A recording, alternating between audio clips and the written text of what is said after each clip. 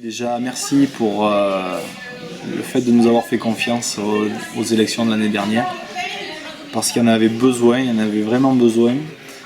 Merci de continuer à nous faire confiance et à nous laisser travailler, disons, dans la tranquillité, en essayant toujours d'aller vers le compromis et disons la solution la plus viable et la plus simple et la plus acceptable. Entraigues a forcément un bel avenir devant lui parce que j'estime que chez nous tout est à reconquérir, on a déjà un beau tissu associatif, un beau tissu social, mais à mon avis ça va aller qu'en s'améliorant. Et puis il faut surtout veiller à préserver cet état d'esprit des gens d'ici, des gens qui ont une culture rurale, qui ont une vision des choses rurales, parce qu'à mon avis la société de demain elle aura besoin de nous, elle devra compter sur nous. Voilà. Donc restez sur cet état d'esprit là et toujours veiller à ce que au bien vivre de chacun, quoi. Voilà, tout simplement. Moi aux Entraiguins, je leur dirais que ils m'ont accueilli quand même malgré tout quand je suis arrivé de la région de Lyon. Ils m'ont donné une confiance en me permettant d'être sur la liste des municipales.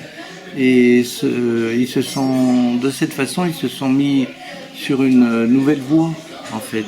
Une voie qu'il faut renforcer pour aller encore plus loin.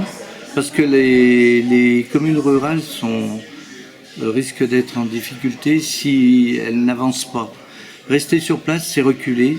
Donc il faut regrouper toutes les forces, continuer à travailler pour avancer au niveau social, au niveau politique.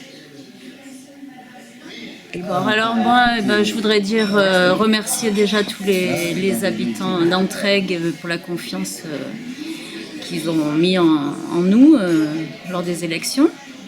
Je trouve qu'il y a une dynamique et une énergie à Entraigues qui est une richesse pour notre village et qu'on retrouve notamment dans toutes les associations du village, qu'on retrouve chez les parents d'élèves, qu'on retrouve à tous les niveaux et que c'est une richesse qu'il faut maintenir et préserver.